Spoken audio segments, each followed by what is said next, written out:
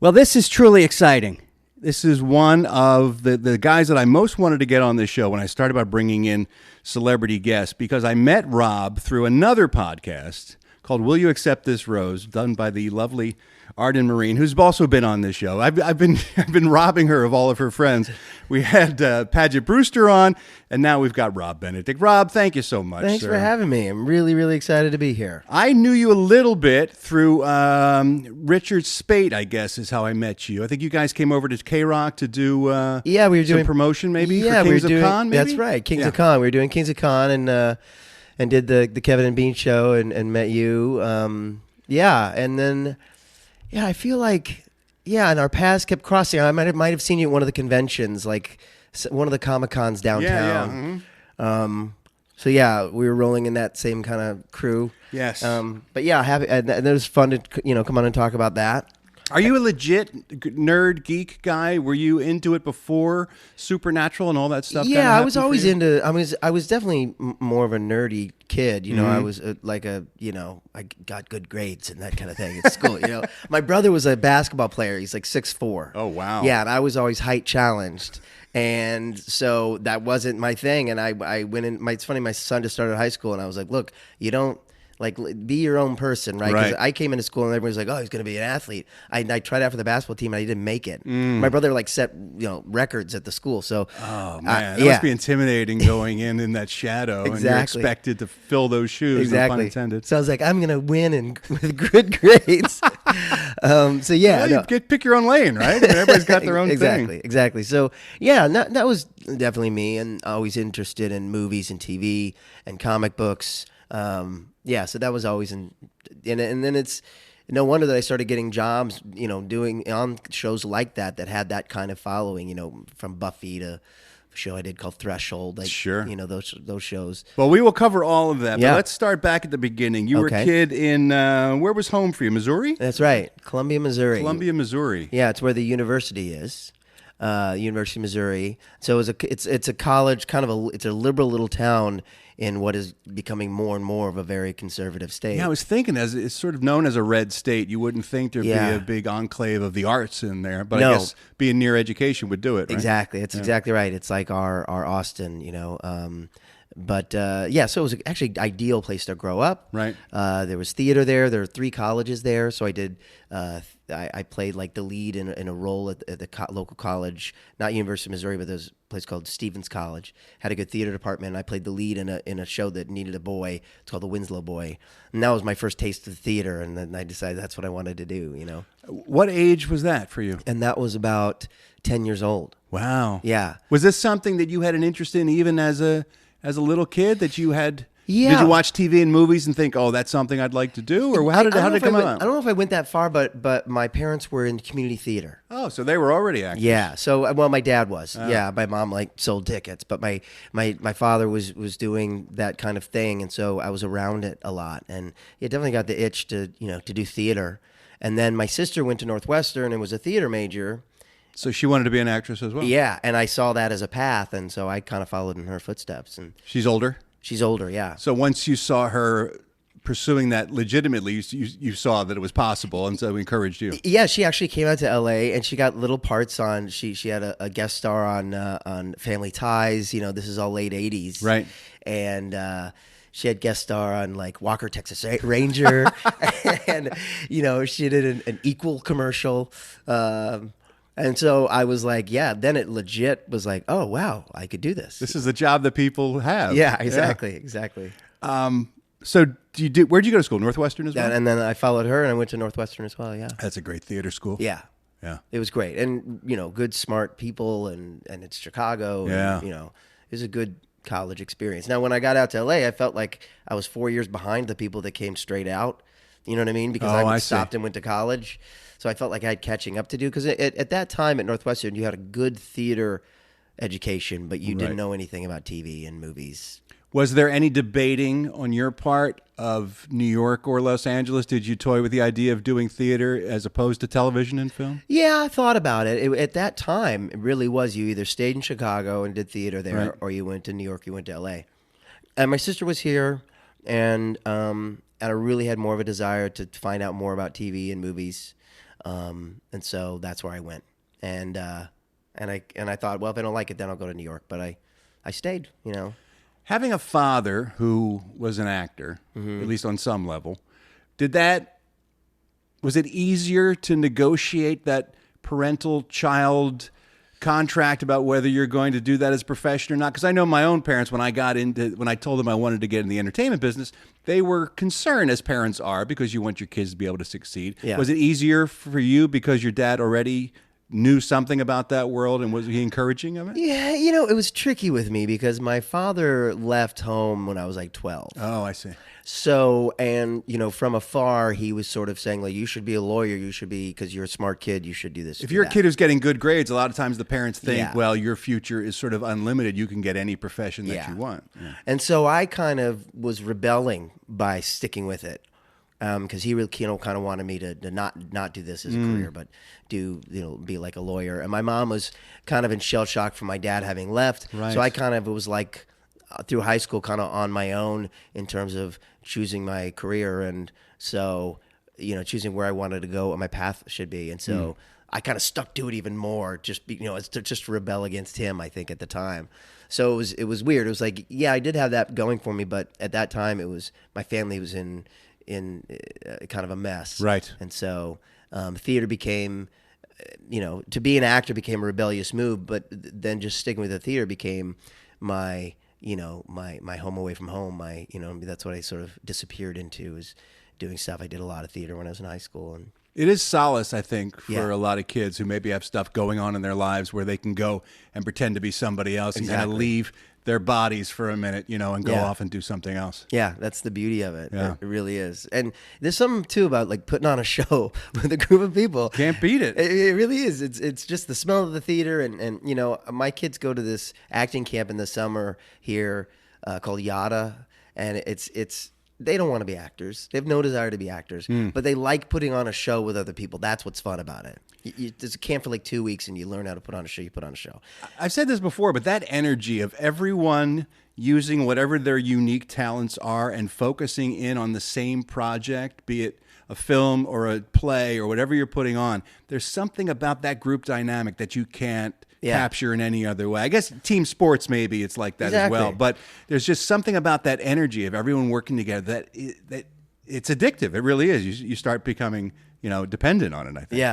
Yeah. I went. Is that me? That's mine. No, it's me right here. I went to so when I was in high school, you know, my brother was like set these records for 3-point shots, and I wanted a leather jacket. So Sure, I tried to get like a letter for act. I wanted to get a letter for actors because I was competing in the speech tournaments. Did you do that? Speech I did tournaments? debate and speech. Sure, Yeah, right. So I did. You know, I was doing Forensics, I think they called it back in the day. when I Right. was So there. I did like humorous monologues Oh, in right. those Yeah, sure. tournaments, right? And I would, you know, I'd go to state doing my humorous monologue, whatever, and I wanted a letter for it. Yeah, I wanted a letter jacket. I didn't win that battle. I thought it would be great to have a letter jacket for actors and have the little happy, sad faces. Sure, right. The masks of comedy and tragedy. on it. Exactly. I mean, that should be a thing. That doesn't would've get been so nerdier cool. than that. No, it doesn't. Let's say like a Dungeons and Dragons jacket or something like that. Yeah, with a 12-sided die as the pin. So but I didn't win that. So they made me manager of the basketball team, and I got a You letter got jacket. your Letterman's jacket? That's hilarious. So they give you the pins to put on what sport you letter in. So I got a pin that had a basketball, and then next to it I had a pin that said MNGR. Oh, no. I would have lost that pin before putting that on the jacket. Didn't have a lot of girlfriends. I can imagine, yeah.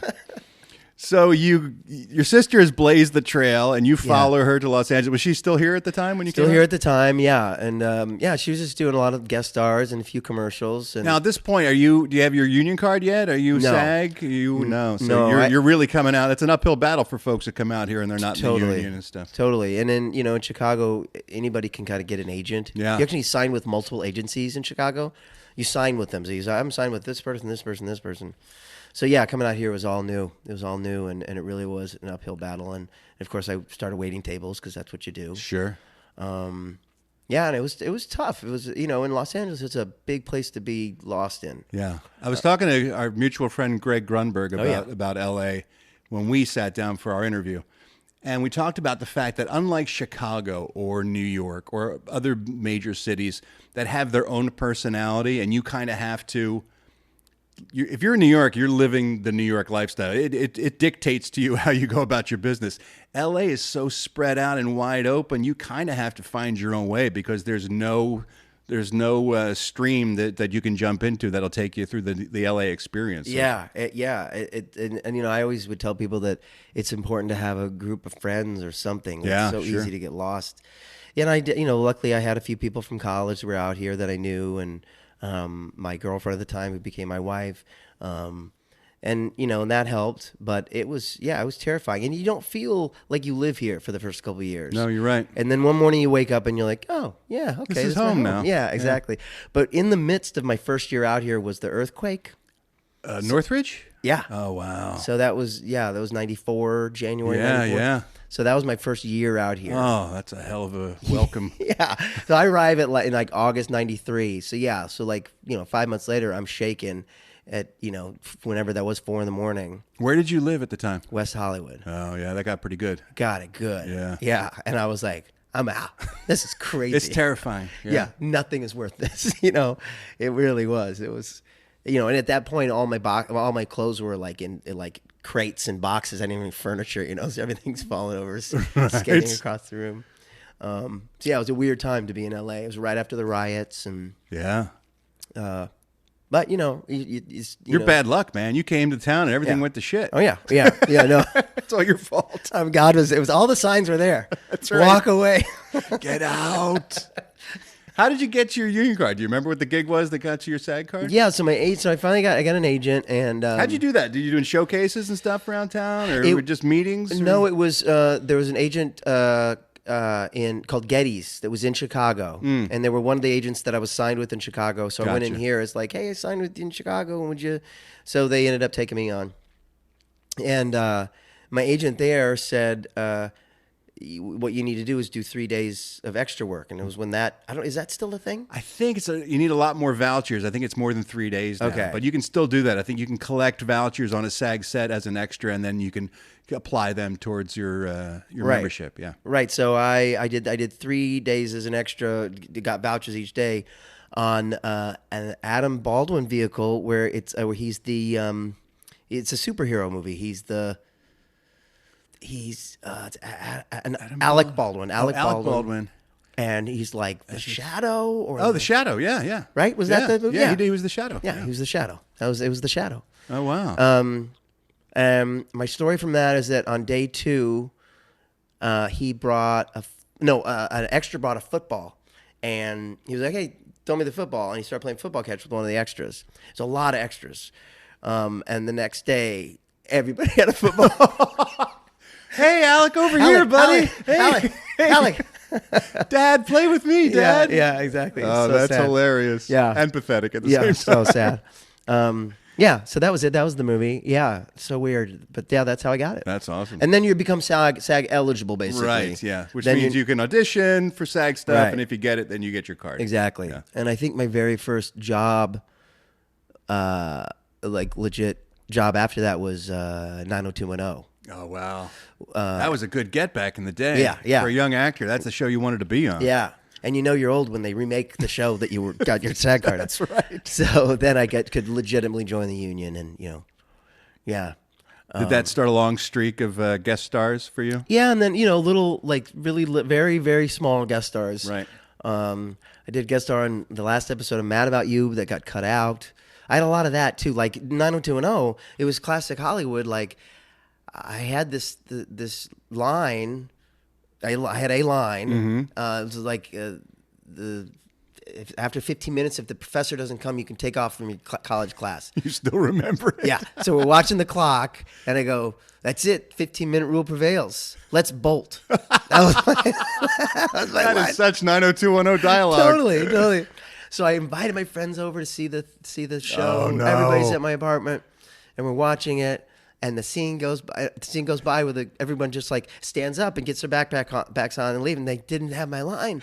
And you see the back of my shoulder like cross screen, so I still get the credit, but they completely cut it out. They're all bolting, and I didn't give them permission to bolt. Why would they this bolt? point. This doesn't make any sense now. The scene completely falls The apart. story is ruined. That's awesome. Yeah, so it's like, welcome to Hollywood. You're Yeah, cut out the of your truth. first job. But I actually knew someone who worked in the edited that show, and he got my scene, and we pieced it together for my reel. Oh, that's awesome.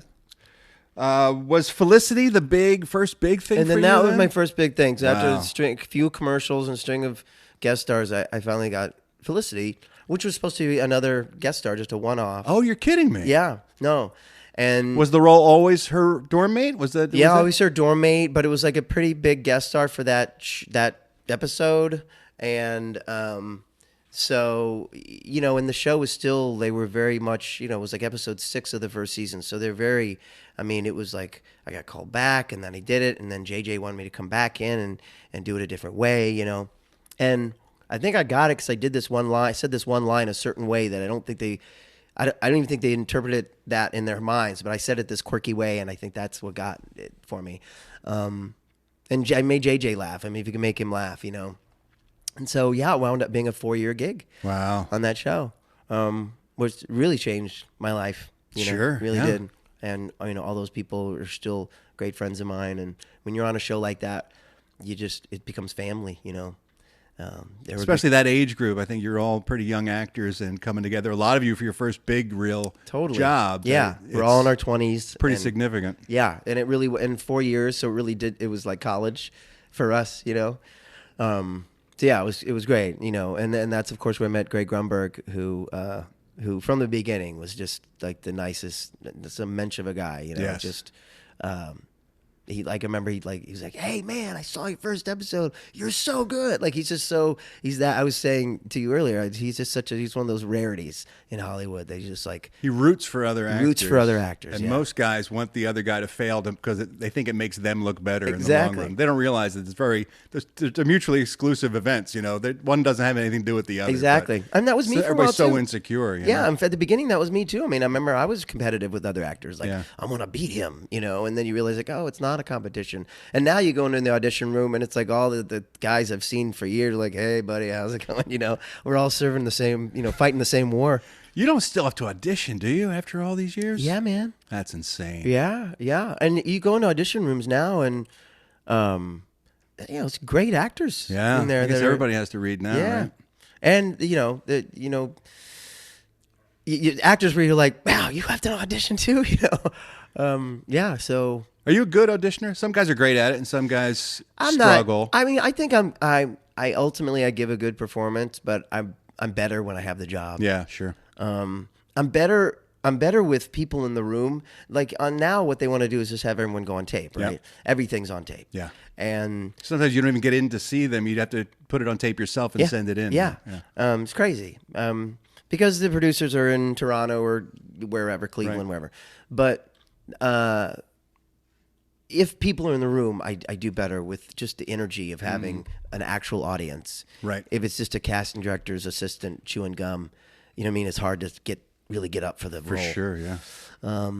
So yeah, it's always a tricky thing. I was talking to Greg, as I mentioned, he did this as well for me. It's so weird. I've had this weird connect the dots the past few weeks. We had Merrin Dungy on from Alias, and then I had Greg on from Alias, and then you, who's worked with on Alias and also on That's right, Felicity. So yeah. everybody is sort of connected in some Yeah. way or another. But he said, Everyone's you guys, connected to JJ now. that's true. You guys just had your 30th anniversary get together, right, for Felicity? Yeah. Everybody got back together again? Yeah, That yeah. must have been a blast. It was awesome, and everybody was there. This festival called the ATX Festival in Austin, and yes, everybody came back. JJ wasn't there, because he's shooting this little movie called Star Wars. I'm not familiar. I wish me him the neither. best. Yeah, shame about that guy. It is. He really had I talent. wish he would get some work. So it was everybody was there. Carrie and Scott and Ian Gomez and all the old peeps back. It was fun. Yeah. It was really It's fun. crazy to see how that show launched so many careers, what everybody's up to now. you Yeah, know? yeah, I totally. don't know if you watch Animal Kingdom or not, but Oh, yeah. I'm like, wow, it's hard to believe it's the same guy. I know. It's crazy after all this time. Yeah, he's a good friend of mine. I see Scott quite a bit, and and Carrie, of course, her life is it's crazy. Yeah. The Americans has been such a huge thing for her. And actually, there was they did a panel for the Americans right after ours. So Oh, she had funny. double duty. But yeah, it was fun. It was nice of them to invite me. Fun to be part of that crew. What's it like when something like that ends for you? I mean, I've never done I've had long-running jobs, but never something on television where I assume, like you said, you do become family, and then it's over, and Yeah. that family has to go separate ways. And then on top of it, you have the actor's nightmare, which is, okay, am I ever going to work again Ever again, after yeah. this gig, right? At the time, now I can look back and it was a profound moment. But at the time, it just felt like I was rolling. It was a good time for me. Gotcha. I had this confidence coming off the show, and I got a couple other gigs right after that. And I knew I was going to always be friends with these people because we had such close bonds. Now I look back, I'm like, man, I never had until maybe Supernatural, although I'm not on Supernatural all the time. Right. Felicity was on a lot of those episodes. I've never had another experience like that where you're working with people you actually like to be with, that when they you come in for a rehearsal and then they cut you to set up for this to shoot the scene and no one leaves. We all just hang out on the couch and talk to each other. Right. And that's such a rarity. Now everyone, you go back to your trailer and don't talk to anybody. So yeah, Speedman's one of my best friends, and Amanda Foreman's great friend. And Oh, Greg. that's great. And Carrie still keeps in touch. It's just and even JJ, when I have things that happen in my life, we'll talk about later. But JJ reaches out. Right. It really was a unique experience that I only later could look back and go, wow, that was really something. And your first experience with that kind of fervent fan base as well. The fans of Felicity were manic. They were diehard for that show. And they kept wanting to cancel it, and the fans kind of helped keep it on. Yeah. It stumbled through its third and fourth seasons. Right. But yeah, it was a special experience. But at the time, I wasn't as aware of it. I just knew that I'd be in touch with these people. The weird part is when you do pilots with people that don't get picked up. So you have a really intense 2-week experience with someone, and then you never see them again. Yeah, you're right. And they're in the movies 6 years later, I did a pilot with that dude. You did Birds of Prey, right? Yeah, that was right after Felicity. Oh, was it? I did that, yeah. And that was another one, another sort of, I still have sort of fans will stop me and ask me about that. I loved that show. I know mean, you're a as a big Batman comic book person. nerd, this was pre the era where we had a ton of things to choose from. So every time something came on that was based from that world, a lot of us were just locked in, laser focused because Right. we wanted to see what happened. Yeah. And you're a big, Batman's your favorite. Huge. Yeah. Yeah. It was awesome. And, it was when it was the WB, and it was just fun to be in that world. And, Sure. You can really act your face off. You know what I mean? It does give you a little latitude, Yeah. doesn't it, when you're in Yeah. those a little heightened reality. Yeah, because you have superhuman powers. It's you know what I mean? So yeah, it was super fun to do, and that's my favorite. My wheelhouse is kind of playing the comic, a comic part within a drama, Right. And that's what that was too. And, Grunberg always says that too. Everybody needs, it grounds it, it gives a little sense of humanity. When you've got all this crazy dramatic stuff going on, a little humor kind of Yeah. can really help the audience latch on to what's happening sometimes. Yeah. The guy in the van is like, I'm looking for the right key. Keep him talking. You were in Alias for a couple episodes. You did that, right? Yeah, did a couple episodes. Was that through JJ, through that whole experience? Yeah, through JJ. He saw me at Amanda Foreman's birthday party, and he was like, my hair was really long at the time, and he was like, don't cut your hair.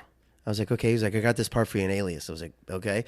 And it's this part of this dude who's like kind of a slick back suit who's out on a mission. You were a CIA guy, right? Yeah, out on a mission with Jennifer Garner, and we get stuck in a bathroom, and I've got to go in disguise and walk back out so the bad guys don't see it's really me. So she it's this great scene where she rips my clothes off and darkens my hair and and goes like this, and all of a sudden my hair's long, so it goes from slick back to a long crazy guy. I got it. So I look kind of like a punker, and it was fun. It was so fun. I mean, when you're running through the streets with a gun and It's the best, being right? chased, yeah, Yeah. it's the best. And then I got killed at the end of that season.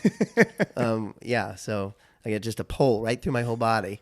that was fun, and I had like a dying wish, kind of, you know. You got a death scene. Tell Nothing my better. mom I had auditioned one time for Black Hawk Down, and it was in the scene. I didn't get the role, but in the scene you die.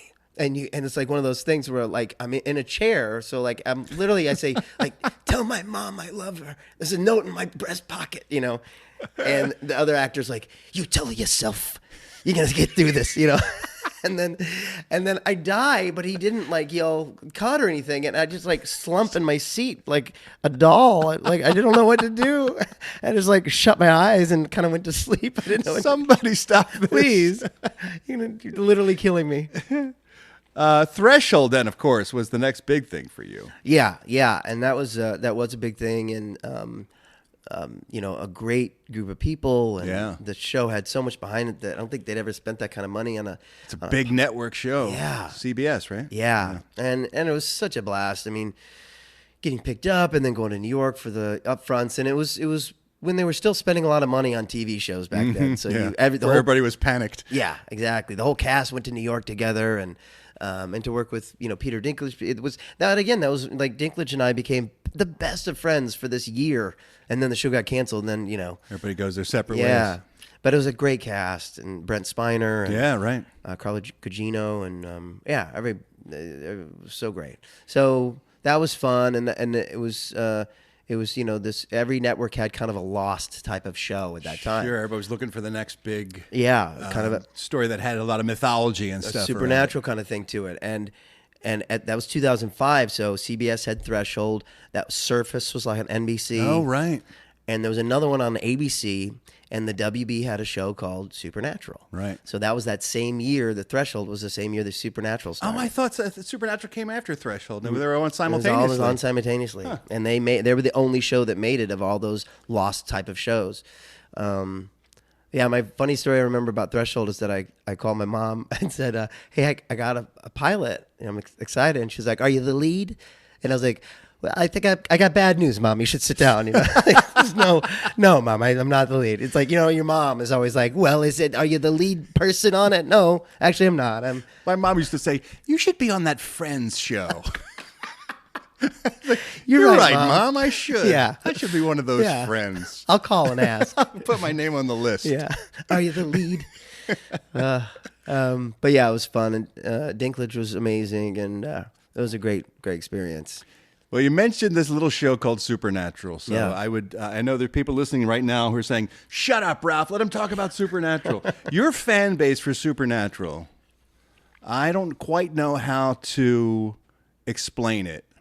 It is fervent isn't fair. They're crazy. They're crazy. They're passionate, Passionate. very yes. passionate. And it is, I guess, gratifying that you have the full support of those people constantly, and probably for the rest of your career, they will follow you. It's really like nothing else that I've ever experienced. It's It's almost like Star Trek or yeah, but like one of those shows. Yeah, I where- guess so. It's just it's yeah. I suppose that the fans of that show were similar, but this fandom, it's not only has it kept this show on for now 14 seasons, but they 14 seasons. yeah Wow. yeah. I had no idea it was on for that long. Because now we're in the age too of Twitter and Instagram, Right. where they actually can voice themselves and they're heard by the network. Right. The network's going, oh wow, you know, and now it just keeps going. It Yeah. goes until the boys don't want to do it anymore. Right.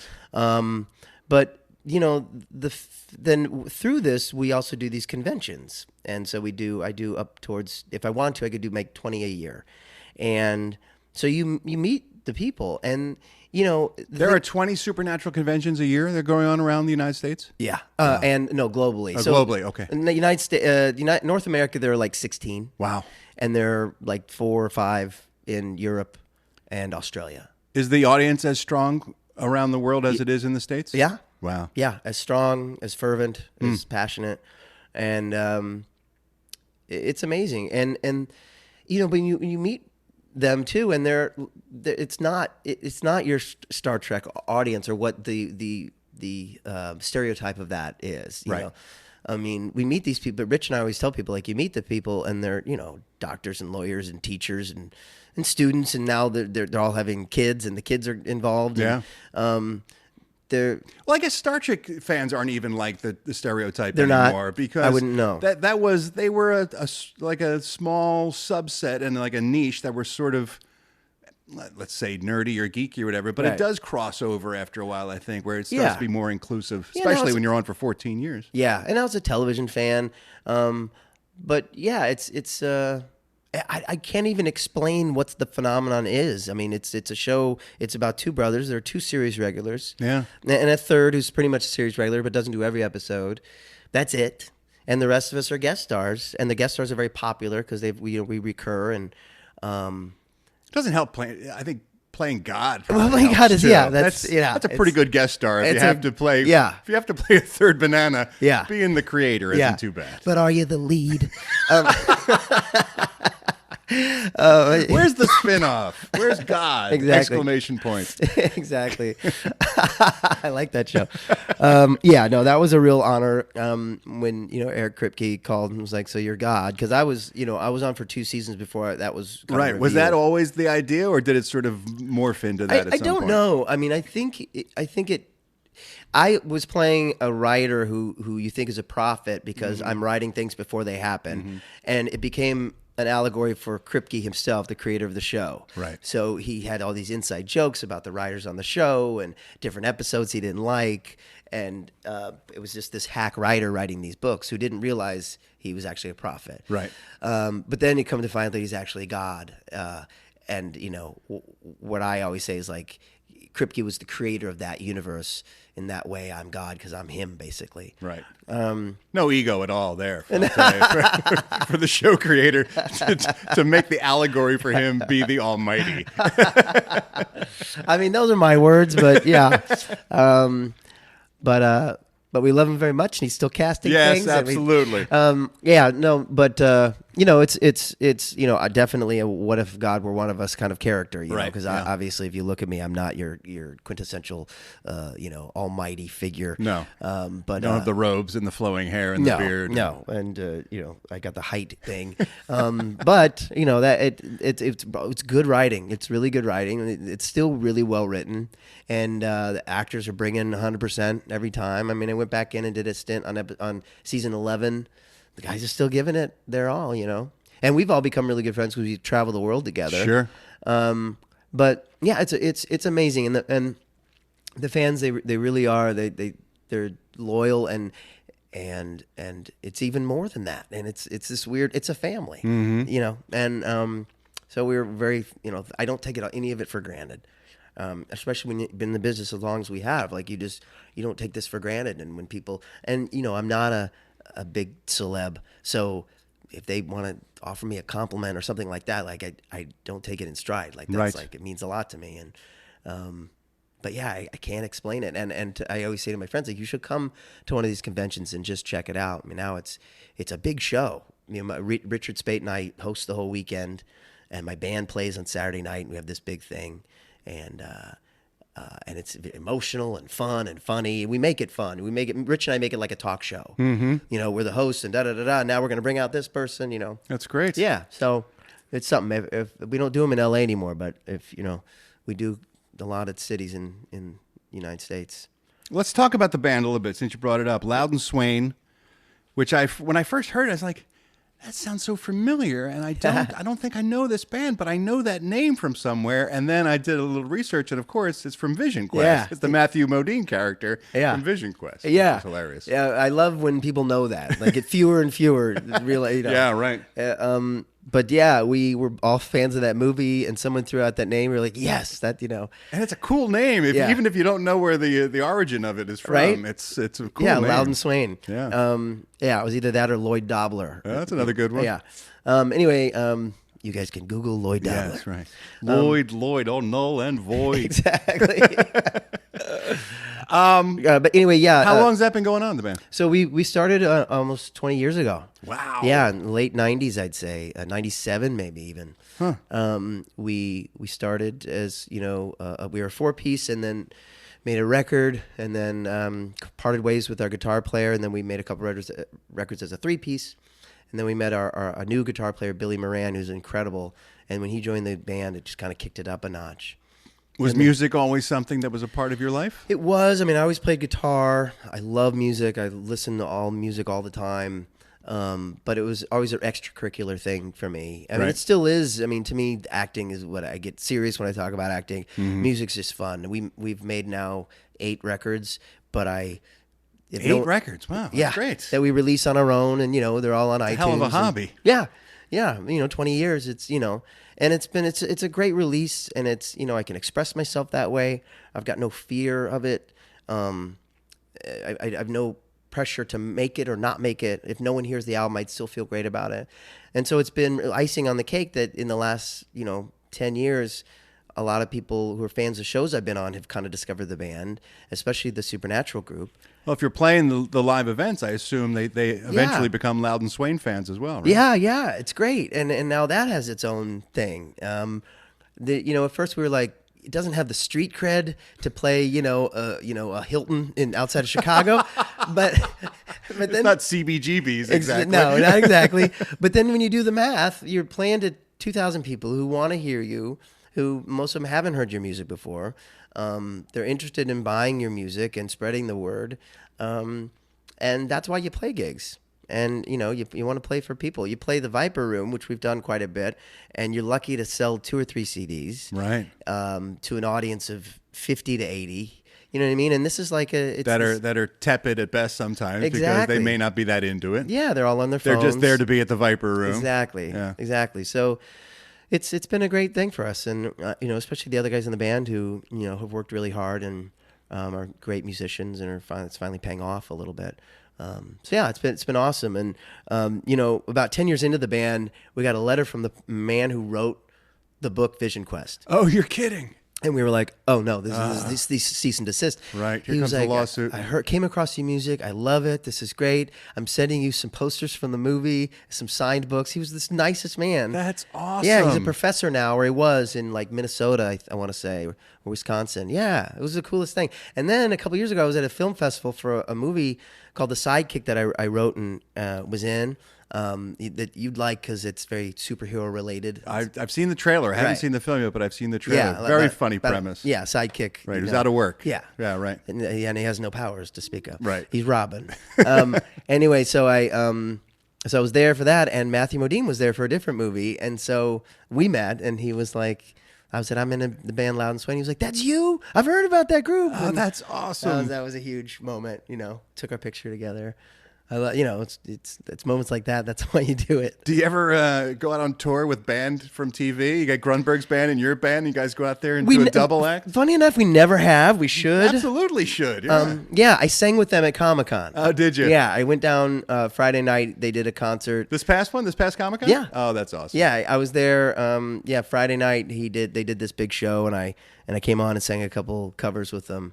So fun. That's awesome. Yeah. That's quite a lineup they have, too, in their little band. The guys who come in and out. It's great. Yeah. It was great. It was awesome. And that's the fun thing about doing covers. They do all covers, and, you're playing songs that are like, you're destined to win. Yes. You know what I mean? They're crowd pleasers. Exactly. You can't fail. Well, you're a celebrity jukebox at that point. Exactly. Yeah, it was fun. It was really fun. But yeah, I'd love to hop in his coattails, because they play for tens of thousands of people. Yeah, it's crazy. Yeah. We talked about the conventions. Yeah. And so I wanted to circle back and talk about a particular convention in Toronto in 2013. Right. And for those who don't know, Rob had a serious health crisis happen while he was in Toronto. And it was a Supernatural convention, right? Yeah. And 2013, I'm not familiar with men of your age being that young of having problems with strokes, and that's what happened, right? You had a stroke. Yeah. It was crazy, and you don't hear about it a lot. And then, of course, after it happens, people come out of the woodwork, like, yeah, that happened to me, or that happened to my brother. It does happen. It's just I don't know if it's happening more often, or I'm just now more attuned to it. But it's out there. Young people are having strokes. Sometimes people really young have strokes. And with me, it's a random thing. You hear about the older people who have strokes that high cholesterol or Right. Usually it's a clogging in the artery or somewhere in the circulatory system of the brain, right? Right. And that's what causes it. yeah. For me, it was this random thing where my carotid artery tore. And because of a whiplash thing where I was on stage and a couple of actors came on and kind of jokingly put me upside down, kind of shook me around. It was a joke. I was in on it. We laughed. But when that happened, apparently my neck jostled in just a certain way. Just a freak accident? Freak accident. It tore my artery and it caused a blood clot in my brain. And later that afternoon, we're in the green room and I'm talking to Richard Speight, and all of a sudden he asked me a question and I couldn't think of the answer, but I couldn't think of anything. Like I could not speak at all. And I had aphasia, and aphasia is when you can't speak, you can't form words. So you look at any object and you can't, the name of that object just won't come into your head. I'm looking at a chair right now, but I'm looking at that and I know it's a thing that you sit on, but I can't say the word. It's like I can't think of it. A lot of times people now, and I'll try to think of a name of something. Even earlier in this conversation, I was trying to think, the name of that Alec Baldwin movie. All right. And I mispronounced Alec Baldwin. I mean, that kind of thing happens. I'm like, was that the stroke? Am I having another stroke? Like, I still have this weird thing about not remembering things. Sure, it must trigger. It triggers terror. Sure. So, happened a little briefly with Richard in the green room, and then it came back, and I was like, "Whew!" And I even said, felt like I was having a stroke there. We laughed. Wow. And then later on, I'm signing autographs for people, and it just happens again, and it sticks. People asking me questions, and I can't come up with. I can't. I'm just like like that. You just lost the power of speech completely. Yeah. Wow. I'm just grunting, and so I finished the autographs. I'm kind of sign languaging to people, like, thank you very much. I'm hugging them so I don't have to talk. And I go back up to my hotel room, and I don't know what's going on. I was trying to think, like, I either have a weird brain virus or I'm having a panic attack. And so, but you're not thinking stroke at all, I'm sure. No. And Richard calls me on the phone, and he said, "Hey, we're all out having steak." He's with Jensen and Jared and the leads on the show. And, "Hey, come have a martini with us." And I'm start grunting on the phone, and he's like, "What?" And I'm like, and he's like, "Hold on, I'm coming back for you." So Rich knew something was up. He says now jokingly, "Rob never passes up a steak and a martini." So he takes a cab back to the hotel because they had all finished before me, and comes to the room. Long story short, he orders me food. We try to get something to eat. He starts talking to me about the football game that was on. Sunday Night Football was on, and I start mispronouncing word, like I called the football a banana. Oh my Lord! Yeah, and so he puts me on a phone with another friend, Misha, who's on the show, whose father-in-law, I think, had a stroke, and I mumbled to Misha. Misha's like, "Hey, can you put Rich back on?" He says to Rich, "Get in the hospital," because when you're having a stroke, time is of the essence. Right. So. Because your brain's literally being starved of oxygen. And right? the longer you wait, the more permanent the damage is, or the more likely you could die. I mean, I could be bleeding out. So all I wanted to do was go to sleep, which would have been the worst thing to do. Sure. So he gets me into a car. We go to the hospital. The best thing that happened in this whole thing was the hospital he took me to was a stroke specialty hospital. What are the odds? I know. So they wouldn't let him check me in, so I sat down to check myself in. She asked me my name, and I couldn't tell her. She was like, "Okay." We always joke now that, like, she pushes a button, you know what I mean? Like, we've got a live one here. Right. So next thing you know, I'm having a CAT scan, and then next thing I remember, a team of doctors around me saying, "So you're having a stroke. We need to give you this shot that's a clot buster. We need to break up the clot in your brain. If it's up to you to take this or not, but if you do take it, there's an 11% chance that this clot buster will kill you." Jesus God. Because you could bleed out completely. Or you could not take it, and then we don't know what could happen. You could stroke out and never speak again. You could be okay. You could die.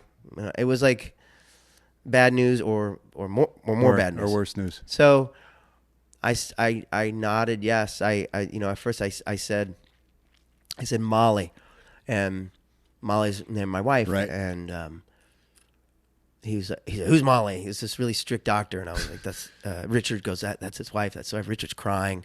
and then the doctor just looked at me and was like, Molly can't help you now. Son of a bitch. I thought Canadians were nice. I know.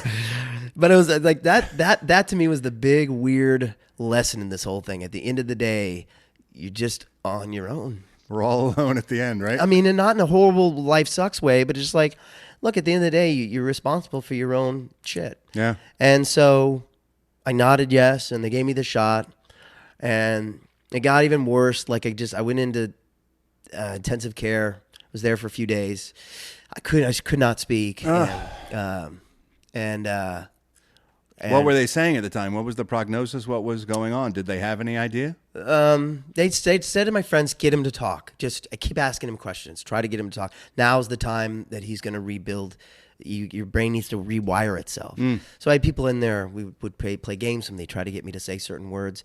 The nurse would wake me up every hour and give me this test. And the weird thing about my brain at the time is that she would go, "What's that?" She'd show me a picture of a chair, and I'd say, she's like, "It's a chair," and I go, "Chair." She's like, "Right, chair," and I go, "Chair." She's like, "What's that?" And I go, So you couldn't come up with it on your own, but you could mimic someone else. I could mimic, and then but I couldn't come up with it on my own.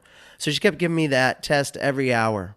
I would take the same test, same things. It was like chair, feather, hammock, table, so I kept doing that, and then sure enough, it just slowly the words started to come back. In the hospital? In the hospital, I wasn't very eloquent, but the words were coming back, and they would come back in weird, funny ways, where I'd go, well, I couldn't, I would try to say, let's say I was trying to say the word eloquent, and I couldn't think of that word.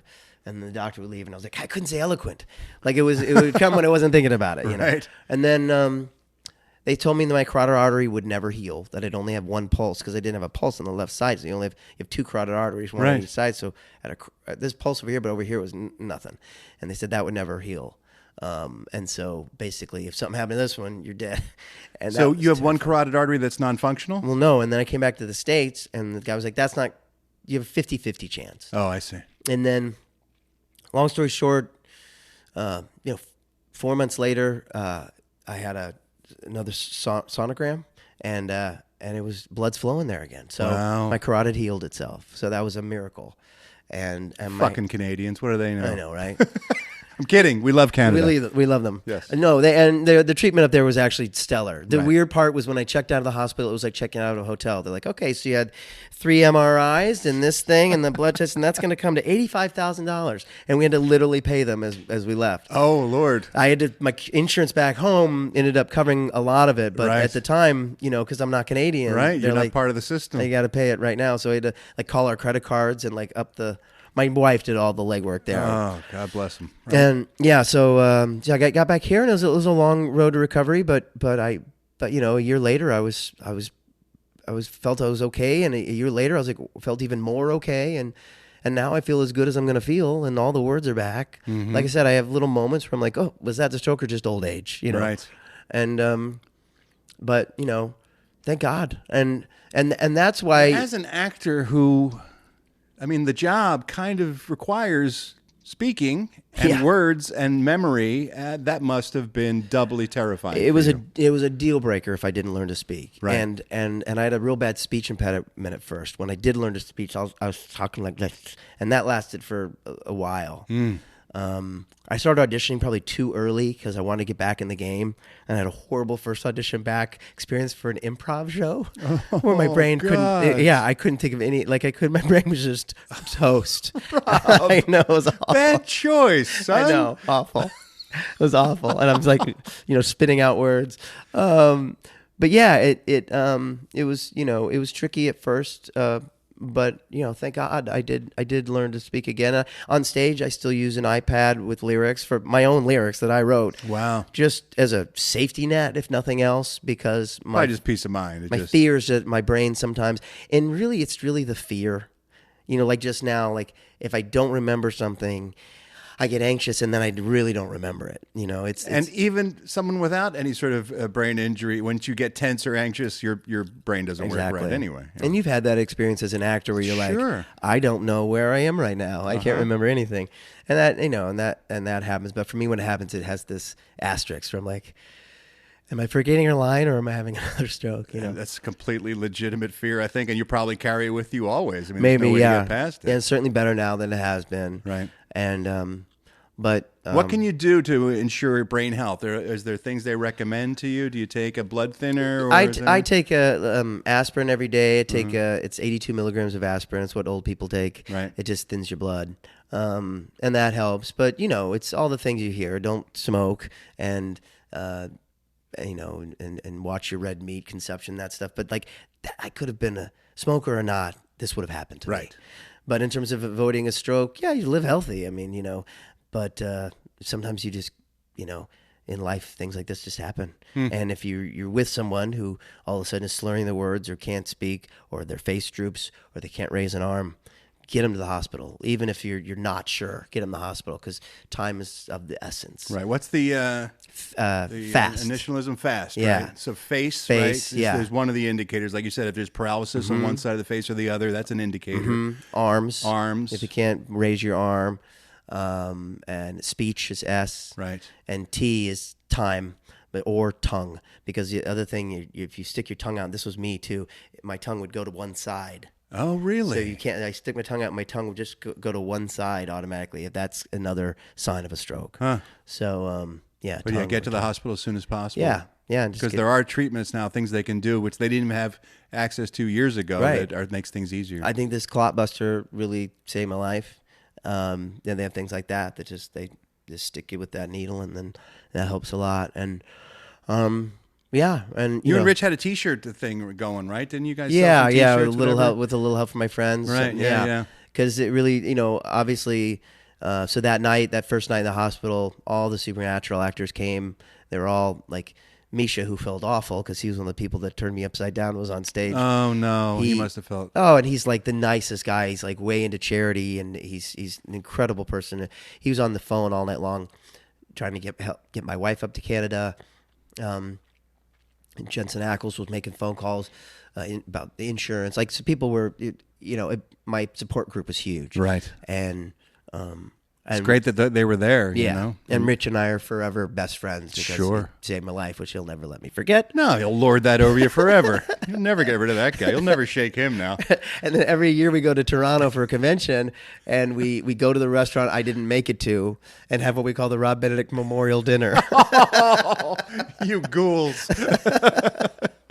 Yeah, so it was a crazy experience. It changed my life, and now as much as I can, I talk about the National Stroke Association and give money to that, and just to help support it and support just the cause. I mean, spreading the word. Of course. Yeah, Of course. Speaking of the con experience, on the upside of the con experience, that led you guys to King of Con, Yeah. which is. What's the story on that? Is that still on? Is it an ongoing thing, or is it now, all over? Now the season 1 was on Comic-Con HQ. Right, I remember. I loved it. It was terrific. Yeah, Very it was really funny. fun, and it was based on our behind the scenes lives at doing these conventions, Right. And that we're the strangest people there. Yes. It went for one season, 10 episodes on Comic-Con HQ, and the Comic-Con HQ decided not to do scripted TV shows anymore. Right. So you can watch the show on iTunes, Amazon, Hulu. It's out there. But then now we're working on a season 2. Oh, great. Which it's looking like is going to happen. Oh, So, terrific. Yeah. So we had such a blast I doing it. loved We'd love that to- series. It was so fun, and especially if you're a nerd or a geek who has been to cons and been part of that experience, to see it from the other side, to see it from the actor's side, especially your character Rob Bennett, who's sort of full of himself and thinks he's a little bit above the whole thing. Yeah. Just so funny Yeah. and entertaining. You guys are great Yeah, together. it's fun to Great put- guest stars. You guys had great friends who came on board. Yeah, and- that's the fun part when people really, go up to bat for you. And, Yeah. Ron Livingston and Michael Cutlitz and some great people. Yeah. And a lot of the Supernatural people. Yeah, it was fun to do, and it's all the stories are mine from real life experiences. Not that they go exactly that way, but we were influenced by our real life behind the scenes stuff. But it was something we started writing before my stroke. Oh, And really? So after I recovered, we were like, now we have to do this. So it motivated us. So, Absolutely. yeah. Let's talk a little bit about your film career as well, because I know a lot of people, when I mentioned that I was going to have you on, the first word out of their mouth. Can you guess what it was? Waiting. Waiting. That film has a hardcore cult fan base. I think I don't know. I don't remember at the time whether it was very successful at the box office or not, but I know since its release, it has grown an audience of people who are like die-hard Waiting fans. Yeah, it's crazy. Do you still get people talking to you about yeah, that? especially when I eat out, especially I'm sure in restaurants, that makes sense. Yeah. Well, that's the thing.